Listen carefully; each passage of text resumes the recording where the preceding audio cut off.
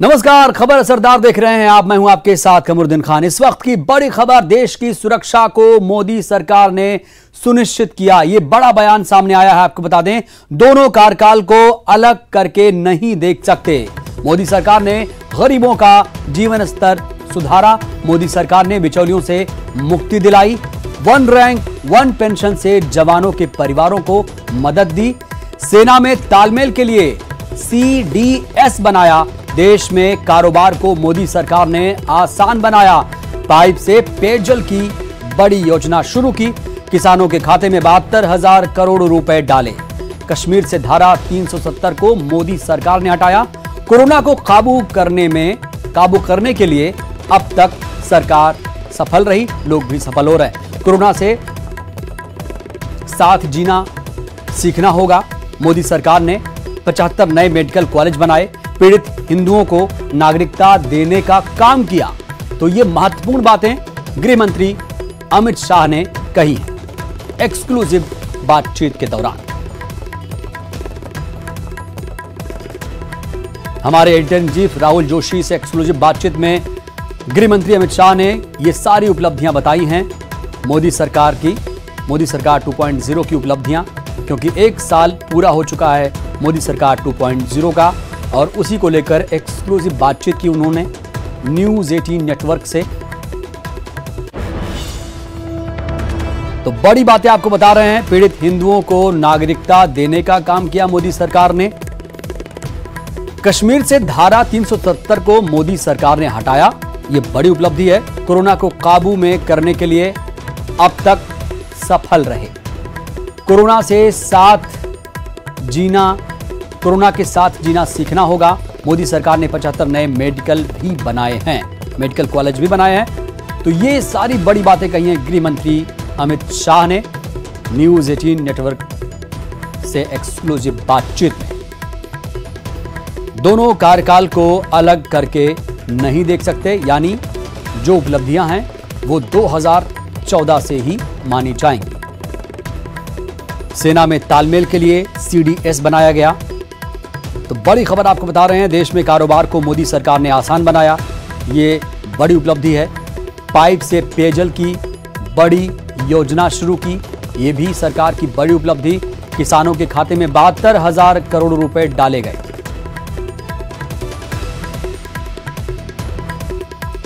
नज़र कोरोना पे थी। आप बहुत बड़ा एक रोल उस पर आप अदा कर रहे हैं। आप MHA पूरा एक नज़र रखे हुए है पूरे देश में।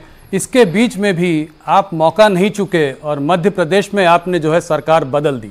ये ज्योतिरादित्य सिंधिया कू आपने कैसे किया? मैंने नहीं किया है। कांग्रेस के अंदर नेतृत्व के प्रति श्रद्धा कम होने के कारण कू हुआ है। देखिए, मध्य प्रदेश में कांग्रेस की सरकार थी। इसको बचाने की जिम्मेदारी मेरी कैसे हो सकती है? इसको बचाने की जिम्मेदारी सोनिया जी और राहुल जी की है। उनके यहां से इनके इतने बड़े नेता नाराज होकर इस्तीफे देकर निकल गए। इतना बड़ा ग्रुप निकल गया और किसी ने दल बदल नहीं करा है। सबने इस्तीफे दिए हैं और बाद में भारतीय जनता पार्टी ज्वाइन करिए। अब मध्य प्रदेश की जनता तय करेगी इनका फैसला सही था या गलत था। मगर मैं स्पष्ट कर दूं, ये लॉकडाउन होने के पहले हुआ है। तो सुना आपने, MP पर गृह मंत्री अमित शाह ने कहा कि अंतर्कलह की वजह से, गुटबाजी की वजह से सरकार गिरी थी। MP की सरकार हमने नहीं गिराई। कांग्रेस की अंतर्कलह से सरकार गिरी थी। मध्य प्रदेश पर गृह मंत्री अमित शाह ने कहा, MP की सरकार हमने नहीं गिराई, हमारी इसमें कोई भूमिका नहीं थी और यह सब हुआ है कांग्रेस के नेताओं की गुटबाजी की वजह से, पार्टी में अंतर्कलह की वजह से।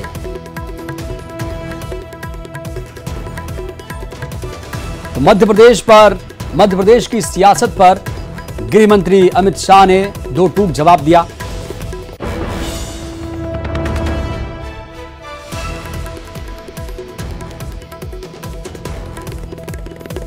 MP की सरकार हमने नहीं गिराई।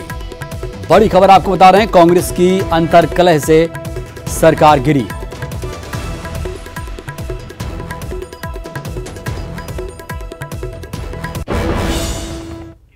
इधर न्यूज 18 नेटवर्क पर केंद्रीय गृह मंत्री अमित शाह ने सरकार के कामकाज का ब्यौरा रखा और एक साल की उपलब्धियों के साथ मोदी सरकार 1 और 2 के बारे में विस्तार से बातचीत की। न्यूज 18 नेटवर्क के editor in chief Rahul Joshi ने शाह से खास बातचीत की, सुनिए जरा। पहला सवाल सीधा और सरल सा है, इस एक साल में मोदी गवर्नमेंट की दूसरी पारी, ये एक साल में आप अपनी सबसे बड़ी उपलब्धियां किसको मानते हैं? देखिए राहुल जी, एक साल की उपलब्धियां बहुत सारी हैं, मगर मैं आपके माध्यम से देश की जनता को ये बताना चाहता हूं कि मोदी 1 और मोदी 2 को अलग करके नहीं देखा जा सकता। तो मैं पहले बहुत कम समय में 14 से 19 की उपलब्धियों को भी बताना चाहूंगा, क्योंकि जब तक ये मैं लोगों को ताजा नहीं कराऊंगा तब तक 19 से 20 की बात करनी बेईमानी होगी। सबसे पहले नरेंद्र मोदी सरकार की, नरेंद्र मोदी सरकार 1 की उपलब्धि है कि देश के 60 करोड़ लोग जो उपेक्षित महसूस करते थे, वो 60 करोड़ लोगों के जीवन के अंदर एक नई आशा का किरण लेकर नरेंद्र मोदी सरकार आई। सबसे पहला काम, जनधन योजना के तहत 31 करोड़ बैंक अकाउंट खोलकर देश में एक भी परिवार ऐसा नहीं है आज जिसके पास बैंक अकाउंट नहीं है। बैंक अकाउंट खोलने का सबसे बड़ा फायदा गरीब व्यक्ति को यह हुआ, हालांकि विपक्ष इस पर तंज कसता है कि बैंक अकाउंट को क्या करें। उनको मालूम नहीं है कि जो सरकारी मदद बिचौलियों के माध्यम से जाती थी, राजीव गांधी स्वयं कहते थे कि 1 रुपया भेजते हैं, 85 पैसा खाया जाता है, 15 पैसा पहुंचता है। तो 31 करोड़ लोगों को, 60 करोड़ परिवारों को, 60 करोड़ लोगों को, 31 करोड़ व्यक्तियों को ये डीबीटी के माध्यम से फायदा सीधा मिलने लगा। आयुष्मान भारत योजना 50 करोड़ लोगों को, उनके स्वास्थ्य की कोई व्यवस्था ही नहीं थी देश में, वो सरकारी अस्पताल तक पहुंचते थे, नहीं पहुंचते थे, महीनों महीनों तक उनको लाइन में खड़ा रहना था। आज वो 50 करोड़ लोगों को 5 लाख तक का स्वास्थ्य का पूरा खर्चा, hospitalisation, operation, post operative hospitalisation और घर पर जाने के 250 रुपया अलग से, सारी दवाइयां, सारी रिपोर्ट्स, ये सारा 5 लाख तक का भारतीय जनता पार्टी की नरेंद्र मोदी सरकार देती है। और 1 करोड़ लोग, राहुल जी, 1 करोड़ लोग इसका फायदा उठा पाए हैं। उज्ज्वला योजना के तहत 8 करोड़ गरीब परिवारों को गैस का सिलेंडर दिया गया, उनके घर को धुएं से मुक्त किया गया। 2.5 करोड़ लोगों के घर में जो अंधेरा था, बिजली कभी 60 साल के 70 साल की आजादी तक देखी नहीं थी, वो 2.5 करोड़ लोगों के घर में बिजली के कनेक्शन भेजे गए। स्वच्छ भारत अभियान के तहत 10 करोड़ शौचालय बनाए गए। प्रधानमंत्री आवास योजना के तहत 2.5 करोड़ घर दिया और 5 करोड़ लोगों को घर देने का अलॉटमेंट कर दिया है, जिसकी प्रोसेस चल रही है। इसके साथ साथ देश की सुरक्षा, सीमाओं की सुरक्षा को भी मोदी 1 में सुनिश्चित कर दिया गया। एयर स्ट्राइक और सर्जिकल स्ट्राइक ने सिद्ध कर दिया कि भारत की सीमाओं के साथ कोई छेड़खानी नहीं कर सकता। और इतनी फर्म रक्षा नीति आजादी के बाद पहली बार मोदी जी के नेतृत्व में पूरी दुनिया के सामने आई थी। तो मोदी सरकार की उपलब्धियां गिनाते हुए केंद्रीय गृह मंत्री अमित शाह ने ऐतिहासिक फैसलों का जिक्र किया। उन्होंने बताया कि जनता की मांग पर धारा 370 और 35A को निरस्त किया गया। CAA के जरिए पड़ोसी देशों के उत्पीड़न अल्पसंख्यकों को नागरिकता दी गई। श्री राम जन्मभूमि ट्रस्ट और करतारपुर कॉरिडोर बड़ी उपलब्धि रही। न्यूज 18 नेटवर्क के editor in chief Rahul Joshi ने शाह से एक्सक्लूसिव बातचीत की। जनता मांगती थी कि धारा 370 और 35A को निरस्त कर दिया जाए, क्योंकि जब तक धारा 370 और 35A है, कश्मीर का भारत के साथ जुड़ाव परमानेंट कभी हो नहीं सकता। किसी की हिम्मत नहीं थी। नरेंद्र मोदी जी ने 5 अगस्त को धारा 370 और 35A को निरस्त कर दिया और कश्मीर को हमेशा के लिए भारत का अभिन्न अंग बनाने का काम किया। 35A हटने से पश्चिमी पाकिस्तानी शरणार्थी, छम वैली के निवासी, गोरखा सफाई कर्मचारी, महिलाओं, कश्मीरी महिलाओं को अब पूर्ण नागरिकता का अधिकार मिल गया है। इसके साथ हमने सीए भी लाया। उत्पीड़ित हिंदुओं, सिखों, बौद्ध, जैन, क्रिश्चियन नागरिक जो हमारे सीमावर्ती राष्ट्रों से आते हैं, उत्पीड़न के मारे आते हैं, उनको नागरिकता 60 साल से देने का कोई प्रावधान नहीं था। आज हमने उनको सम्मान देने का निर्णय किया। श्री राम जन्मभूमि का ऐतिहासिक फैसला आने के बाद राम जन्मभूमि निर्माण के लिए ट्रस्ट की रचना की गई और उसका मार्ग प्रशस्त कर दिया गया। जो प्रश्न अंग्रेजों के समय से लटकता था उसका भी निराकरण यही एक साल में आया। गुरु नानक देव की 550वीं जयंती में करतारपुर साहिब कॉरिडोर की शुरुआत की। करोड़ों करोड़ों हिंदू और सिखों को करतारपुर साहिब में जाकर नानक देव जी की सेवा में मत्था टेकने के लिए एक व्यवस्था भारत सरकार ने बनाई। आर्म्स एक्ट के अंदर, एसपीजी एक्ट के अंदर सुधार हुआ और सीआरपीसी, आईपीसी की सुधार की प्रक्रिया भी शुरू करी। ढेर सारे काम एक वर्ष के अंदर हुए हैं। और बात मध्य प्रदेश की, खासतौर से भोपाल से बड़ी खबर, जहां पर प्रदेश के 7 विश्वविद्यालयों में 29 जून से परीक्षाएं शुरू होंगी। स्नातक और स्नातकोत्तर की परीक्षाएं शुरू होंगी। 597 परीक्षा केंद्रों पर 4 लाख परीक्षार्थी शामिल होंगे। पेन पेपर मोड पर परीक्षाएं आयोजित होंगी। स्नातक अंतिम वर्ष और स्नातकोत्तर चौथे सेमेस्टर की परीक्षाएं।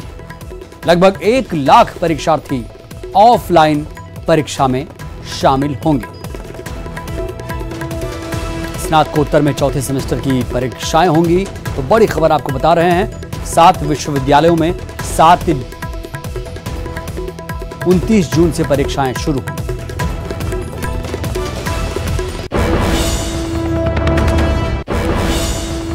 इधर मध्य प्रदेश में कोरोना संक्रमण को फैलने से रोकने के लिए शिवराज सरकार ने एक्शन प्लान तैयार कर लिया। दुकानदारों को कोरोना को लेकर जारी सरकारी गाइडलाइन का पालन करना होगा। गाइडलाइन का पालन नहीं करने पर 7 दिनों के लिए दुकान सील कर दी जाएगी। संबंधित दुकानदार को पूरे बाजार को सैनिटाइज करना होगा। स्वास्थ्य मंत्री और गृह मंत्री नरोत्तम मिश्रा ने कहा कि खरगोन में एक दुकान से फैले संक्रमण के मामले में सरकार ने एक्शन लिया है। कोरोना संक्रमण रोकने के लिए वॉलंटियर नियुक्त किए जाएंगे।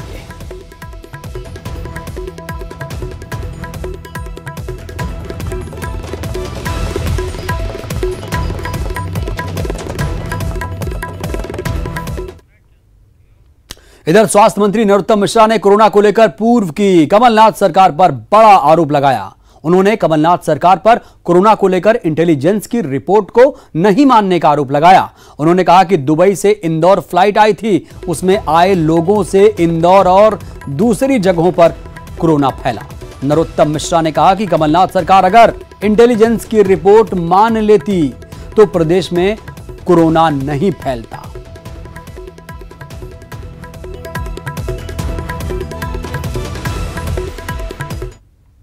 अगर हम देखें तो ये कोरोना अगर इंदौर में नहीं आया होता उस दुबई वाली फ्लाइट से, जमाती से, तो शायद मध्य प्रदेश में इतना भयावह नहीं होता।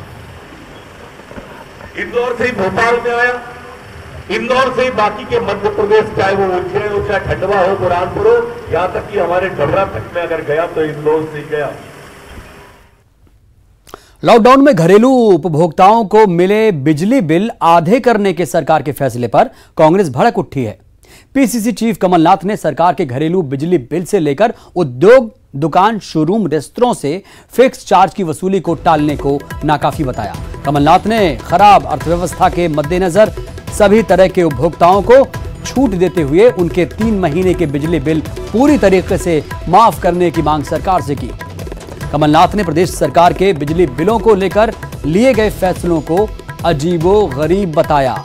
पीसीसी चीफ कमलनाथ ने कहा कि सरकार ने जो फॉर्मूला बनाया है उससे बिजली उपभोक्ताओं को फायदा नहीं मिलेगा। ऐसे में सरकार को बिजली बिल 3 महीने के लिए माफ करने का फैसला करना चाहिए।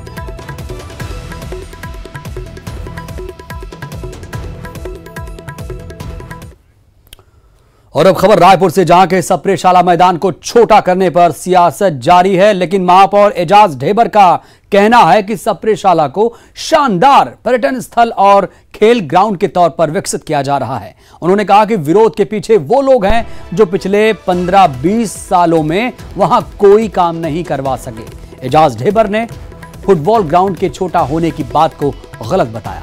महापौर ढेबर ने विरोध को प्रायोजित बताते हुए बीजेपी पर आरोप लगाया। उन्होंने कहा कि बूढ़ा तालाब शहर की लाइफलाइन है। 25 सालों से बूढ़ा तालाब के कायाकल्प पर कोई काम नहीं हुआ।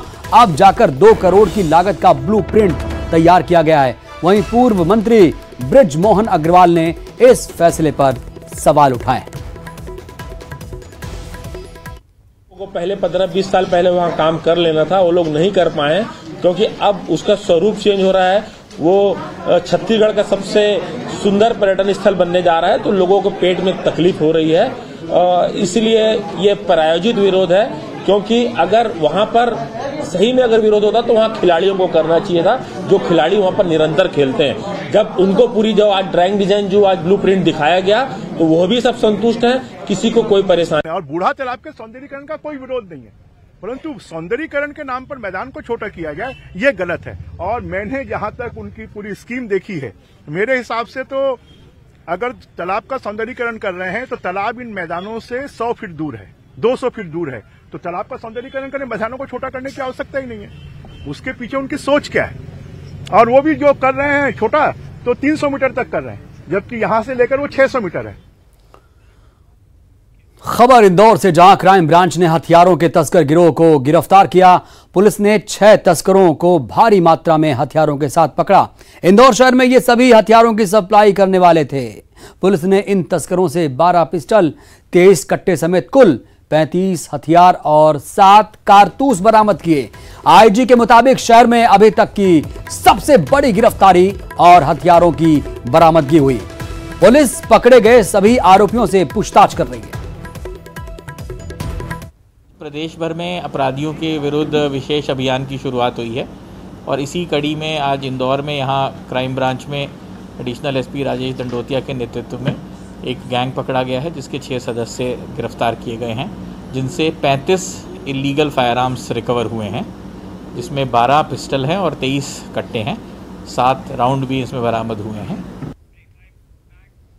श्रमिक लोग अभी तक पहुँचे हैं और उसके कारण से जो कोरोना का जो संक्रमण है वो आदिवासी बाहुल जिलों में भी देखने को मिला है, लेकिन अच्छी बात यह है कि हमने उनको क्वारंटाइन रखा हुआ है। मुख्यमंत्री शिवराज को दिवंगत कोरोना योद्धा की बच्ची और पत्नी ने चिट्ठी लिखकर मदद की गुहार लगाई। आपको बता दें कि भोपाल के जहांगीराबाद थाने में डायल 100 के जवान योगेंद्र सोनी की मौत 1 महीने पहले हुई थी। इनकी दोनों किडनी फेल हो गई थी, जिसके बाद अब दिवंगत कोरोना योद्धा की पत्नी और बच्ची ने मुख्यमंत्री से मदद की गुहार लगाई है। आप भी हमारी मदद कीजिए। मेरा नाम तनिष्का सोनी है, मेरे भाई का नाम कृष्णा सोनी है, मेरे पापा का नाम सर योगेंद्र प्रसाद सोनी है। मेरे पापा का सपना था मैं एक बहुत बड़े स्कूल में पढ़ लिख कर एक पुलिस ऑफिसर बन जाऊं। मैं अपने पापा का सपना पूरा करना चाहती हूँ, मैं अपने आगे बढ़ना चाहती हूँ। प्लीज़ मुख्यमंत्री जी आप भी हमारी मदद कीजिए। मेरा नाम तनिष्का सोनी है, मेरे भाई का नाम कृष्णा सोनी है, मेरे पापा का नाम सर योगेंद्र प्रसाद सोनी है। मेरे पापा का सपना था मैं एक बहुत बड़े स्कूल में पढ़ लिख कर एक पुलिस ऑफिसर बन जाऊं। मैं अपने पापा का सपना। खबर असरदार में आज के लिए बस इतना ही। दीजिए इजाजत। नमस्कार।